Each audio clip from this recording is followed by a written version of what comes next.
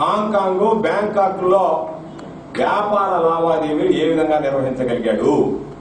ఈరోజు బహిరంగంలో మార్కెట్లో దాదాపు ఇతర దేశాలు చూస్తే 100 కోట్లు ఉన్నాయంటే చంద్రమోహన్ రెడ్డి ఆస్తి విలువ నాకు తెలిసినంత వరకు దాదాపు 1000 కోట్ల రూపాయలు ఉంటుంది. చంద్రమోహన్ రెడ్డి జనాన్ని ఎంత విధంగా మభ్యపెట్టాడంటే తోటే ఉండే వాళ్ళ దగ్గర చేపదులు తీసుకుంటూ పాపం అప్పులు కూడా తిరిగి కట్టలేని స్థితిలో ఉన్నట్టుగా ఈ రోజు మరలా తిరిగి అధికారంలోకి వచ్చిన తర్వాత మీ ముందు పెట్టినటువంటి కాగితాలు, మీకు చూపించినటువంటి ఓచర్లు, మీకు చూపించినటువంటి బ్యాంక్ డిపాజిట్ ఫారం ప్రకారమే 100 కోట్ల రూపాయల ట్రాన్సాక్షన్ చేశాడు. ఎన్నికలకు ముందు డబ్బులు తెచ్చుకున్నాడు.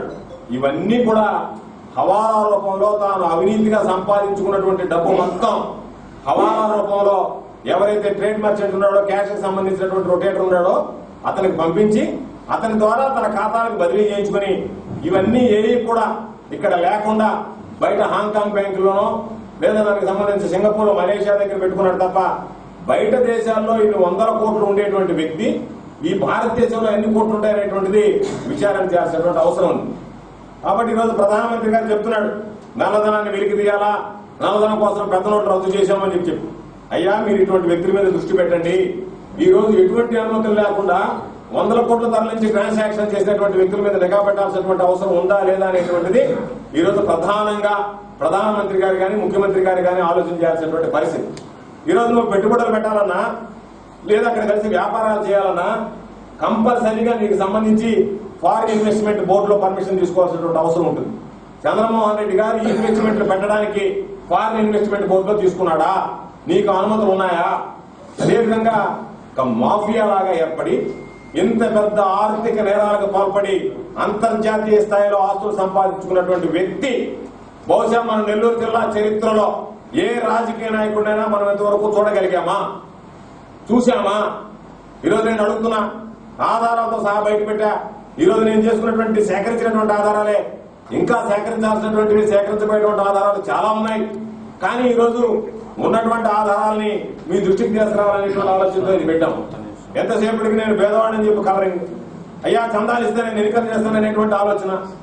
100 కోట్ల రూపాయలు, 1000 కోట్ల రూపాయలు ఇతర దేశాల్లో పెట్టుకున్నటువంటి నువ్వు ఈ రోజు నీ పేరుతో ఉన్నటువంటి డాక్యుమెంట్స్ ని ఈ రోజు మేము అన్ని చూపించాం, ట్రాన్సాక్షన్స్ అని చెప్పాం.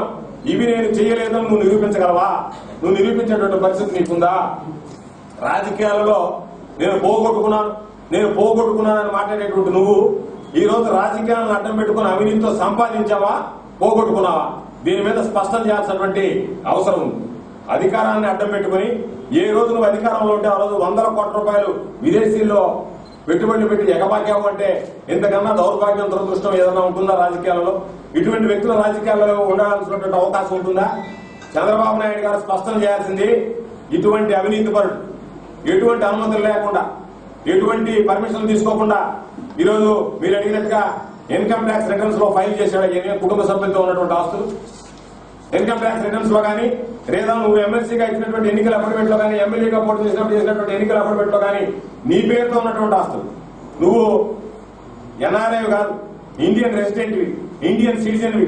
నువ్వు బయట తీసుకెళ్లి డబ్బులు చేసేటప్పుడు ఎక్కడా రూపాయి ఖర్చు పెట్టినా సరే దానికి సంబంధించి ఇండియన్ ఇన్కమ్ ట్యాక్స్ లో చూపించాల్సినటువంటి అవసరం ఉంటుంది. ఇండియన్ ఇన్కమ్ ట్యాక్స్ తో పాటు నువ్వు ఇచ్చేటువంటి పీపుల్స్ రిప్రజెంటేటివ్ యాక్ట్ ప్రకారం ఏదైతే నువ్వు మామూలుగా అఫిడవిట్ ఇస్తావో, సోన్ చేసిన అఫిడవిట్, ప్రమాణం చేసినటువంటి అఫిడవిట్ లో దీన్ని పెట్టాల్సి వస్తుంది. ఎక్కడైనా సరే ఈ పెట్టినటువంటి సందర్భాలు ఉన్నాయా? ఇన్ని కోట్ల రూపాయలు నువ్వు ఈ రోజు ట్రాన్సాక్షన్ చేసిన తర్వాత ఒక్క దగ్గరైనా సరే వీటి గురించి మాట్లాడావా? కాబట్టి నీతి నిజాయితీగా వ్యవహరిస్తానని చెప్పేటువంటి చంద్రబాబు నాయుడు గారు ఇటువంటి అవినీతి పనులను నువ్వు ఎమ్మెల్సీలు చేసి అందరం ఎక్కించి ఈ రోజు కూడా నువ్వు బహిష్కరించాల్సినటువంటి అవసరం లేదా? నేను ముఖ్యమంత్రి గారిని డిమాండ్ చేస్తున్నా, మీకు దమ్ము ధైర్యం ఉంటే, నీతి నిజాయితీ ఉంటే ఇతని మీద సిబిఐ ఎంక్వైరీ వేసి విషయాలు రాబట్టండి. ఎందుకంటే ఇది అంతర్జాతీయ స్థాయిలో జరిగినటువంటి కుట్ర. 100,000 కోట్ల రూపాయలు హవాలా రూపంలో బయటకు వెళ్ళి ఇక్కడి నుంచి ఎక్కడ లేదో తెలియకుండా అక్కడ మాత్రమే ట్రాన్సాక్షన్ జరిగాయి కుటుంబ సభ్యుల పేరుతో. అంటే ఇక్కడ నువ్వు సంపాదించుకున్నటువంటి అవినీతి నల్లధనం ఏదైతే ఉందో హవాలా రూపంలో అక్కడికి చేరితే ఎవరైతే ట్రేడ్ మర్చెంట్ ఉన్నాడో, ఫారిన్ ఎక్స్చేంజ్ ట్రేడ్ మర్చెంట్, అతను మీ ఖాతాలోకి మళ్లించినటువంటి మాట వాస్తవమా కాదా? మీ ఖాతాలోకి పంపించినటువంటి రామస్వామి వీరన్ అనేటువంటి వ్యక్తి, నేను ఆధారాలతో సహా మీ ముందు చూపించా, ఫోటోలో లేదండి, ఆధారాలతో సహా చూపించా. ఆ వ్యక్తి ఈ రోజు క్లియర్ గా ఇచ్చాడు, నేను నా ట్రేడ్ పెంచుకుంటున్నాను 2.5 బిలియన్.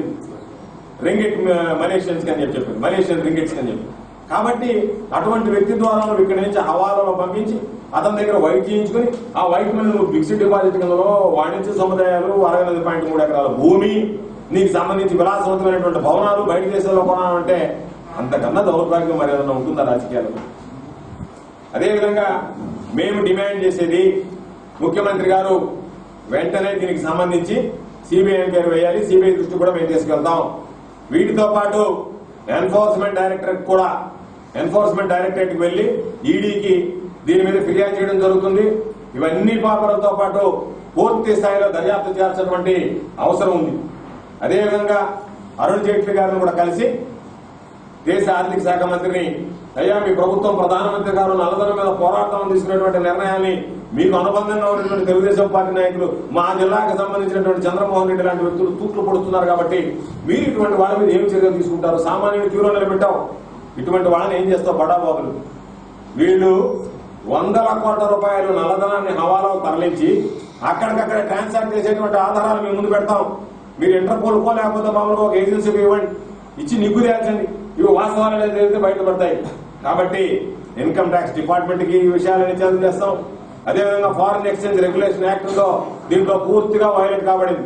ఇక్కడ ఎటువంటి సంబంధాలు లేకుండా ఇండియన్ అడ్రస్ పెట్టాడు. అక్కడ వ్యవహారాలు మాత్రం పూర్తిగా లోకల్ గా, అంటే సింగపూర్ నుంచి హాంకాంగ్ కి, హాంకాంగ్ నుంచి సింగపూర్ కి, మలేషియా నుంచి హాంకాంగ్ కి, మలేషియా నుంచి సింగపూర్ కి 3 దేశాల్లో 3కు సంబంధించినటువంటి బ్యాంకుల్లో 3 అడ్రస్లు ఉన్నాయి. మలేషియాలో ఒక ఇల్లు ఉంది, సింగపూర్ లో ఒక ఇల్లు ఉంది, హాంకాంగ్ లో ఒక ఇల్లు ఉంది. పాప ఎక్కడో నాకు అలీపురంలో తప్ప ఇంకెక్కడ ఇల్లు లేదని చెప్తున్నాడు. కాబట్టి 3 ఇళ్ళు అడ్రస్లు పెట్టి 3 అడ్రస్ మీద చెప్పావు. విలాసవంతంగా బ్రహ్మాండంగా సింగపూర్ క్లబ్ లో మెంబర్షిప్ బ్రహ్మాండంగా ఉండే, నీకు దాని ఆధారాలు ఉన్నాయి. ఇంటర్నేషనల్ రోమింగ్ సెల్ ఉంది నీ పేరుతో, మామూలుగా ఇక్కడ ఉండే సెల్ కాకుండా దానికి సంబంధించినటువంటి ఆధారాలు సేకరించాం. ఏ రోజైతే ట్రాన్సాక్షన్స్ జరిగాయో ఆ రోజు గంటల కొద్ది పాపం ట్రాన్సాక్షన్ చేసినటువంటి ఆ ఇంటర్నేషనల్ రోమింగ్ సెల్ ద్వారా మాట్లాడుండవు. కాబట్టి నువ్వు నీ బినామీలు అందరూ కలిసి బినామీలు ఏర్పాటు చేసుకుని వందల కోట్ల రూపాయలు ఆస్తి చేశాడు. కాబట్టి ఎంతో మందిని జైల్లో పెట్టించాలని ఉపరాటపడేటువంటి చంద్రమోహన్ రెడ్డి ఈ నేరాలన్నీ రుజువు కావడం ఖాయం. చంద్రమోహన్ రెడ్డి జైలుకు పోక తప్పనటువంటి పరిస్థితులు ఏర్పడతాయి.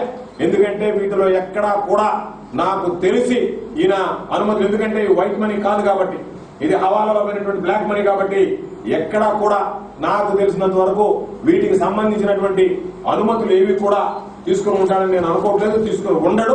తీసుకుని ఉంటే ఆయనే చెప్పాడు అనేక సందర్భాల్లో, నేను పేదవాడిని, బయట సందాలతో బతికేటువంటి వాడిని, సందాల్లో ఎన్నికలు పోటీ చేశాను అని చెప్పాను. మా దగ్గర ఇన్ఫర్మేషన్ ఉంది. దాదాపు ఒక నెల్లూరు జిల్లాలోనే 20 కోట్ల రూపాయలకు సంబంధించి మొన్న పెద్ద నోటు రద్దప్పుడు మార్పిడి చేశాడని చెప్పి. కాకపోతే ఆ సంబంధించినటువంటి వ్యక్తుల పేర్లు చెప్పడానికి కామన్ ఫ్రెండ్స్ ఉంటారు కాబట్టి సంస్కారం అడ్డొస్తుంది. కాబట్టి వాటికి సంబంధించినటువంటి ఆధారాలు లేవు కాబట్టి ఆ రోజు వాటికి సంబంధించి ఎక్కడ మాట్లాడినటువంటి దాఖలాలు లేవు. నేను అనేక సందర్భాల్లో చెప్పా, నేను మాట్లాడేటువంటి ప్రతి మాట నేను చంద్రమోహన్ రెడ్డి అవినీతి పరుడు ఉన్నప్పుడు చెప్పా, నా దగ్గర ఆధారాలు ఉన్నాయి, నేను సేకరించే ఆధారాలని మీ ముందు పెట్టాలని చెప్పా. దీంట్లో ఒక భాగం మాత్రం ఈ రోజు వరకు సేకరించినటువంటి ఆధారాలు పెట్టాం. భవిష్యత్తులో ఇంకా మా దగ్గర కొన్ని ఆధారాలు ఉన్నాయి. అవన్నీ కూడా ఒకసారి ఎన్ఫోర్స్మెంట్ డైరెక్టరేట్ కి వీళ్ళందరికీ ఇచ్చిన తర్వాత రహస్య పత్రాలన్నీ కూడా మరలా బహిర్గతం చేయడం జరుగుతుంది. ఎందుకంటే పూర్తి స్థాయిలో విచారణ జరగడానికి కావాల్సినటువంటి ఏదైతే డాక్యుమెంట్స్ ఉన్నాయో వాటిని మాత్రం పక్కన పెట్టాం. ఈ రోజు మీ దగ్గర బహిర్గత పరచడానికి ఇబ్బంది లేనటువంటి బ్యాంకు ద్వారా జరిగినటువంటి ట్రాన్సాక్షన్స్ డాక్యుమెంట్ రూపంలో ఆయనకు ఉన్నటువంటి ఆస్తుల వివరాలు మాత్రం ఈ రోజు తీసుకురావడం జరిగింది. కాబట్టి నేను మీ అందరికీ మరొకసారి తెలియజేసేది, చంద్రమోహన్ రెడ్డి లాంటి అవినీతి పరుడు బహుశా నాకు తెలిసి ఇన్ని వందల వేల కోట్ల రూపాయలు అంతర్జాతీయ స్థాయిలో జరిపినటువంటి వ్యక్తి బహుశా నెల్లూరు జిల్లా చరిత్రలో రాజకీయ నాయకులు ఉండడు. కాబట్టి ఇది జిల్లా యావత్తు కూడా ఉలిక్కి పడేటువంటి అంశం. కాబట్టి నేను మీడియాను కూడా కోరేది, దీని మీద పూర్తి స్థాయిలో పరిశోధన చేసి ఇంకేదన్నా వివరాలుంటే రాబట్టి ప్రభుత్వానికి ఇచ్చి సహకరించాల్సిందిగా కోరుతున్నా.